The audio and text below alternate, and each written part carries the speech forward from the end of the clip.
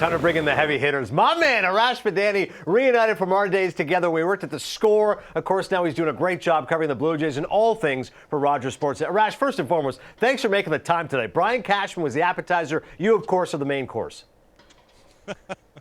I was just saying off air, Adnan, could there be a bigger drop-off in the history of sports television from the general manager of the Yankees to us? No way. Right here. This is Not for sure the if there is We more. go minute by minute. The ratings spike here. Nate Pearson is spiking everyone's excitement so far. 2 stellar spring showing. Seriously, what's the level of excitement right now for Jays brass about Pearson? It's been amazing. I mean, a couple of days ago in Bradenton against Pittsburgh, he comes out. His first start was against the Yankees, against 3 big league hitters. 12 pitches, strikes out the side. Then about a week later, he gets Pittsburgh, and he comes out for 2 innings. And in the second one, the radar gun touched 100 not once, but twice. And what may have been scariest is Pearson saying, I actually have more control on my pitches the higher the velocity. Adnan, I can't remember a better and more hyped homegrown pitcher that this franchise has had, I guess, since Roy Halladay. But this guy looks the part. He plays the part. 6'6". He comes as advertised. And it was Bo Bichette the other day who said, Nate, you know, he carries himself like a big leaguer, and obviously his stuff is big league material too. Well, I cannot wait to watch him pitch, as I'm sure all Jays fans. How about Bo Bichette, Arash? They went 27-28 once Bo got called up. If you look at his numbers over a 162-game season, and we know it's folly to look at projections, but he would have had, a ridiculous year. 39 home runs, 113 runs scored. I know you sat down with him recently for Sportsnet. What was that interview like?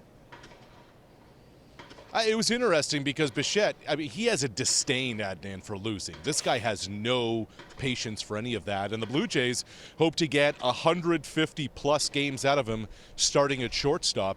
I thought it was interesting in our visit, Bichette said over the offseason he actually watched videos on his phone or tablet or whatever the kids use these days to watch things, of the Blue Jays in 2015 and 2016 and those postseason runs, and he said that got him fired up to see what baseball in Toronto can be.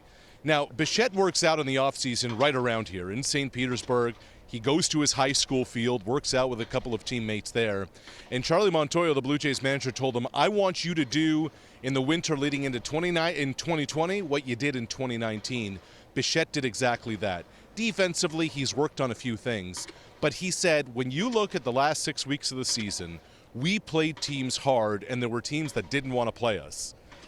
Okay, Bo, but he said we want to win. I still think this is a year away.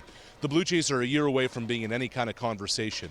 But Bichette is going to be one of the fixtures, one of the absolute pillars of this franchise moving forward, and he may have face to the franchise status, Adnan, as they move forward. Wow, that's amazing. I'm with you completely on expectations. Listen, your win total is in the mid-60s a season ago. You don't exactly go to 90, but 500 would be an overwhelming achievement, especially when you consider the teams you're up against. Let's talk about face of the franchise, though, because a lot of people would have thought that'd be Vlad Jr. He's dropped some weight. I know everybody kept saying that initially last year. He looks a little heavy. How's he look so far this spring?